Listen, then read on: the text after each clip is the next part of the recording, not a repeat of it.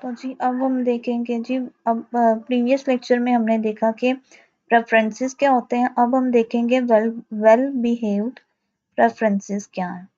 तो basically well behaved preferences are preferences that satisfy certain properties that make consumer optimization smooth and logical। तो well behave preferences के लिए जो है ये चार जो है वो प्रॉपर्टीज का जो है वो फुलफिल होना बहुत ज़्यादा ज़रूरी है। तो हम देखेंगे कि ये चार प्रॉपर्टीज क्या है। तो सबसे पहली प्रॉपर्टी है जी monotonic preferences, more is better. हमने मोर इज बेटर की अजम्पशन को प्रीवियस लेक्चर में भी देखा था, और मोर इज बेटर की अजम्पशन को मोनोटोनिक प्रेफरेंसेस भी कहा जाता है। और मोर इज बेटर की अजम्पशन का मतलब भी यही है कि a more of a good things makes you better off. ठीक है, कि जब आपके पास दो बंडल हैं और दोनों बंडल में सेम चीजें हैं, लेकिन कंज्यूमर उस बंडल को प्रेफर करेगा जिस बंडल में एक चीज की क्वांटिटी ज्यादा होगी। If bundle A has more of at least one good and no less of other good then bundle B, then A is strictly prefer to B. ठीक है, कि दो बंडल्स हैं ए और बी, तो कंज्यूमर उस बंडल को प्रेफर करेगा जिस बंडल में सिर्फ एक गुड की क्वांटिटी भी जो है वो ज्यादा होगी। कि आपके पास दो बंडल्स हैं, अब बंडल ए में भी कॉफी और डोनट्स हैं और बंडल बी में भी कॉफी और डोनट्स हैं। अब बंडल ए में हम कह देते हैं जी 3 कॉफीज और 2 डोनट्स हैं, और बंडल बी में जी 2 कॉफी और 2 डोनट है। तो कंज्यूमर जो है वो बंडल ए को ही प्रेफर करेगा क्योंकि इसमें एक कॉफी ज्यादा है। ठीक है, मोर ऑफ एटलीस्ट वन गुड वो कह रहे हैं।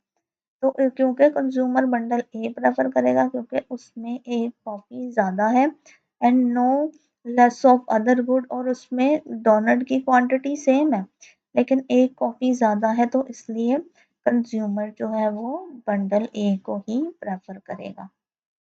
अब नेक्स्ट है जी हमारा कन्वेक्स प्रेफरेंसेस या love for balance. Convex preferences के नाम से ही आपने याद रखना। अब इसका क्या मीनिंग है, तो कन्वेक्स प्रेफरेंसेस की जो हमारी असम्पशन है वो ये कहती है कि कंज्यूमर हमेशा एवरेजेस को प्रेफर करेगा, एक्सट्रीम्स को प्रेफर नहीं करेगा। ठीक है, कंज्यूमर हमेशा एवरेजेस को प्रेफर करेगा, एक्सट्रीम्स को प्रेफर नहीं करेगा। कि अगर आपके पास बंडल ए है और बंडल बी है, ठीक है, तो then you will prefer a mixture of A and B at least as much as either one। एक कंज्यूमर जो है वो बंडल ए और बी का मिक्सचर प्रेफर करेगा, स्पेसिफिकली बंडल ए नहीं लेगा। ठीक है, अब हम इसको एक एग्जांपल से देख लेते हैं कि बंडल ए है, ठीक है, हमारे पास इसमें जी 10 पिज्ज़ाज और 0 बर्गर है, और बंडल बी में जो है वो 0 पिज़्ज़ा है और 10 बर्गर हैं। अब जो बंडल ए और बी हैं ये तो एक्सट्रीम बंडल बन गए क्योंकि इसमें जस्ट एक गुड मौजूद है। बंडल ए में सिर्फ पिज़्ज़ा है और बंडल बी में सिर्फ बर्गर है। ठीक है, बंडल ए में सिर्फ पिज़्ज़ा है और बंडल बी में सिर्फ बर्गर्स हैं। अब कंज्यूमर तो एवरेजेस को प्रेफर करता है, कंज्यूमर एक्सट्रीम्स को प्रेफर नहीं करता। ये वाली अजम्पशन हमें कहती है। तो एक और बंडल हम ले लेते हैं, बंडल सी। अब बंडल सी में जो है वो 5 पिज्जाज हैं और 5 ही बर्गर्स हैं। तो ये वाले तो हमारे बंडल जो है वो एक्सट्रीम बंडल्स हो गए कि इसमें सिर्फ एक ही गुड की क्वांटिटी मौजूद है। एक्सट्रीम हो गए ना, क्योंकि सिर्फ इसमें एक गुड की क्वांटिटी मौजूद है। तो और हमारा जो बंडल सी है उसमें दोनों गुड्स की क्वांटिटी मौजूद है, तो ये वाला हमारा जो है वो बैलेंस्ड बंडल हो गया। ठीक है, क्योंकि इसमें दोनों गुड्स की क्वांटिटी मौजूद है। अब ज़्यादातर लोग जो हैं कंज्यूमर जो है वो बंडल सी को प्रेफ़र करेंगे, ठीक है? क्योंकि कंज्यूमर्स जो हैं वो वैरायटी को पसंद करते हैं, ठीक है? कन्वेक्सिटी की असम्पशन कहती है कि कंज्यूमर जो है वो वैरायटी को पसंद करता है और बैलेंस्ड बंडल्स को जो है वो प्रेफ़र करता है। तो हमारा बैलेंस्ड बंडल कौन-सा है? बंडल सी। तो कंज्यूमर जो है वो बंडल सी को प्रेफ़र करेगा क्योंकि कंज्यूमर को मिक्सचर पसंद है, कंज्यूमर्स को वैरायटी पसंद है, बैलेंस पसंद है। तो ये कहती है जी हमारी कन्वेक्सिटी की असम्पशन, ठीक है? कि कंज्यूमर हमेशा एवरेजेस को प्रेफ़र करेगा, मतलब वो एक बैलेंस्ड बंडल लेगा, वो एक्सट्रीम बंडल नहीं लेगा। बैलेंस्ड बंडल मतलब जिसमें दोनों चीज़ों की क्वांटिटी मौजूद हो, ऐसे बंडल्स वो नहीं लेगा जिसमें सिर्फ एक चीज़ की क्वांटिटी हो, दूसरी चीज़ एब्सेंट हो। तो ये है जी हमारी कन्वेक्स प्रेफरेंसेस की या कन्वेक्सिटी की असम्पशन। अब नेक्स्ट है जी हमारा marginal rate of diminishing marginal rate of substitution. अब diminishing marginal rate MRS marginal rate of substitution और diminishing marginal rate of substitution को हम फर्दर आगे जाके काफ़ी डिटेल से पढ़ेंगे, लेकिन अब अभी मैं आपको आइडिया दे देती हूँ कि सबसे पहले हमें समझने की ज़रूरत है कि एमआरएस क्या है, मार्जिनल रेट ऑफ सब्स्टिट्यूशन क्या है। अब आपके पास जी 2 गुड्स हैं, ठीक है? अब मार्जिनल रेट ऑफ सब्स्टिट्यूशन ये कहता है कि how much of one good you are willing to give up to get one more unit of another good, कि आप अपने प्रेफरेंसेस की बेस पर एक चीज़ के कितने यूनिट जो है वो गिव अप करना चाहते हो दूसरी चीज़ को लेने के लिए। तो ये है जी हमारा मार्जिनल रेट ऑफ सब्स्टिट्यूशन का कॉन्सेप्ट। अब diminishing marginal rate of substitution का कॉन्सेप्ट हमें ये कहता है कि जैसे जब आप दो गुड्स की आपस में ट्रेड ऑफ करते हैं कि एक चीज जिसको आप ज़्यादा पसंद करते हैं उसको लेने के लिए आप दूसरी चीज को जब गिव अप करते हैं, तो जब आप पहला यूनिट की ट्रेड करते हैं, पहला यूनिट जो है वो लेने के लिए जो है वो दूसरी चीज़ गिव अप करते हैं, तो आपके प्रेफरेंसेस जो हैं वो बहुत ज़्यादा हाई होते हैं, ठीक है? आप बहुत ज़्यादा उस चीज़ को जो है वो लेने के लिए विलिंग होते हो, इसलिए आप ज़्यादा से ज़्यादा उस चीज़ को गिव अप करते हो। लेकिन जैसे-जैसे उस चीज़ की क्वांटिटी जो आपको पसंद है बढ़ती जाती है, वैसे-वैसे आप अपनी सब्स्टिट्यूशन की क्वांटिटी कम करते जाते हो। The more you have a The more you have of a good, the less you are willing to give up of another good to get more of it. कि जब आप उस चीज़ की ज़्यादा क्वांटिटी ले लेते हो, जिस चीज़ की वजह से आपके प्रेफरेंसेस हाई हैं, तो आहिस्ता-आहिस्ता आप अपने गिव अप का जो लेवल है वो कम कर देते हो। तो ये है जी diminishing marginal rate of substitution का कॉन्सेप्ट, जिसको हम फर्दर काफ़ी डिटेल में देखेंगे। अब इसको हम एक एग्जांपल से देख लेते हैं कि सपोज करते हैं कि आपके पास एक कॉफ़ी है, ठीक है? एक आपके पास कॉफ़ी है और 10 आपके पास कुकीज़ हैं, ठीक है? 10 आपके पास कुकीज़ हैं। अब इनिशियली तो आप 3 कुकीज़ को गिव अप कर दोगे। 3 कुकीज़ गिव अप कर सकते हो एक कॉफ़ी लेने के लिए। मतलब 3 कुकीज़ को गिव अप कर दोगे एक कॉफ़ी लेने के लिए, ठीक है? तो ये 2 हो जाएँगी। लेकिन जैसे-जैसे कॉफ़ी की क्वांटिटी बढ़ती जाएगी, वैसे-वैसे गिव अप का लेवल कम होता जाएगा। अब अगर आपके पास 2 कॉफ़ीज़ हो गई हैं, लेकिन कुकीज़ आपके पास जी 7 हो गई हैं।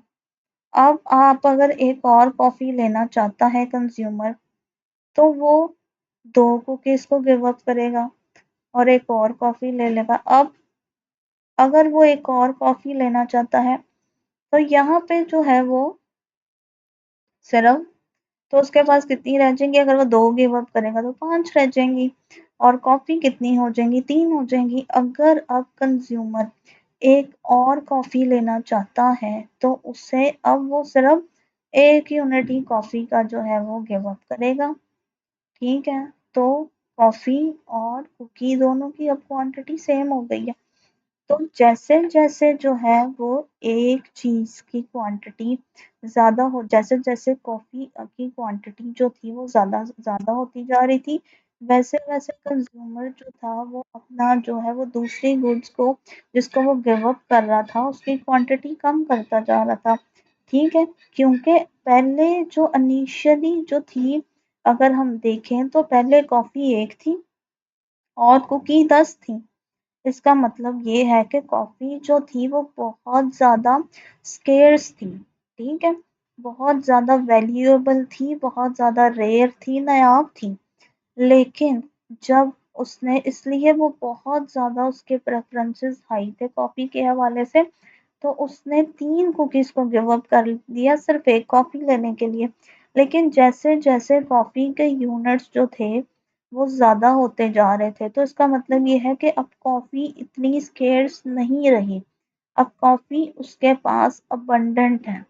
तो फिर वो उसने कॉफ़ी को वैल्यू देना भी कम कर दिया। क्योंकि जो चीज़ जितनी ज़्यादा रेयर होती है, उसकी वैल्यू उतनी ज़्यादा हाई होती है, और जो चीज़ जितनी ज़्यादा अबंडेंट होती है उसकी वैल्यू कम होती है। तो ये है जी diminishing marginal rate of substitution का कॉन्सेप्ट। अब हम देखेंगे जी नेक्स्ट प्रॉपर्टी लोकल नॉन सेटिएशन।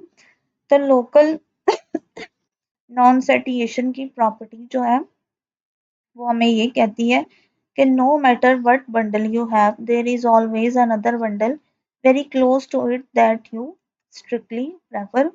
के कंज्यूमर जो है वो कभी भी कंप्लीटली सेटिस्फाइड नहीं होता। हमेशा स्मॉल इम्प्रूवमेंट के जो चांसेस होते हैं वो पॉसिबल होते हैं। ठीक है, कि अगर कंज्यूमर जो मर्जी बंडल ले ले, ठीक है, लेकिन उसके क्लोजेस्ट कोई ना कोई ऐसा बंडल में ज़रूर मौजूद होता है जिसको वो स्ट्रिक्टली प्रेफर कर सकता था उस बंडल पे जो उसने लिया है। ठीक है, अब इसको हम एक एग्जांपल से देख लेते हैं कि जी कंज्यूमर ने जो बंडल लिया उसमें जी 5 कॉपीज थी, ठीक है, 5 ही डोनट्स थे।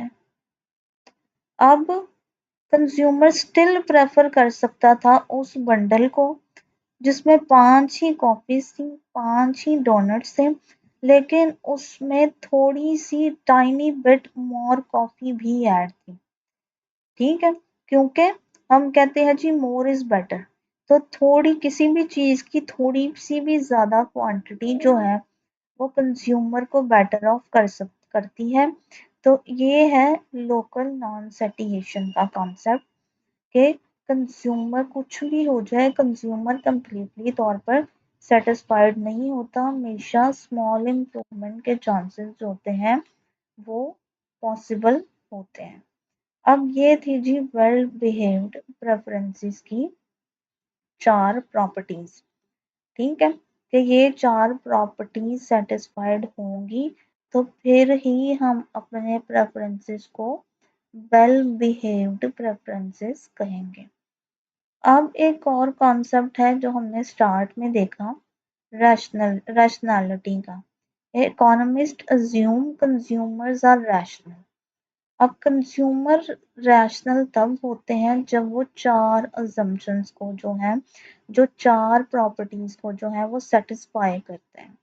ठीक है, कि वो कंज्यूमर रैशनल है जो कंप्लीटनेस की अजम्पशन को भी सेटिस्फाई कर रहा है, ट्रांजिटिविटी की अजम्पशन को भी सेटिस्फाई कर रहा है, जो हमने यहाँ पे पढ़ी थी प्रीवियस लेक्चर में, जो प्रेफरेंसेस की अजम्पशन है कि वो कंप्लीटनेस की अजम्पशन को भी जो है वो सेटिस्फाई कर रहा है, ट्रांजिटिविटी की अजम्पशन को भी जो है वो सेटिस्फाई कर रहा है, मोनोटोनोसिटी मतलब ये जो है वो मोर इज बेटर की जो है वो अजम्पशन को भी सेटिस्फाई कर रहा है और इसके साथ साथ वो कन्वेक्सिटी की भी अजम्पशन को सेटिस्फाई कर रहा है। तो अगर कंज्यूमर इन चारों अजम्पशंस को सेटिस्फाई करता है तो इकोनॉमिक्स की टर्म में उसे रैशनल कंज्यूमर कहा जाता है। ठीक है, और इसका मतलब ये है कि जो कंज्यूमर इन चारों अजम्पशंस को सेटिस्फाई करते हैं उनके प्रेफरेंसेस जो हैं वो कंसिस्टेंट होते हैं और वेल बिहेव्ड होते हैं। ठीक है, अब यहाँ पे रैशनैलिटी का बिल्कुल भी मतलब नहीं है इंटेलिजेंट होना, मॉरल होना, सेल्फिश होना। यहाँ पे इकोनॉमिक्स के टर्म में रैशनैलिटी का सिर्फ और सिर्फ मतलब ये है कि कंज्यूमर के जो प्रेफरेंसेस हैं वो कंसिस्टेंट भी हैं और वो वेल बिहेव्ड भी हैं। तो ये थी जी वेल बिहेव्ड प्रेफरेंसेस और रैशनैलिटी की डिटेल्ड एक्सप्लेनेशन।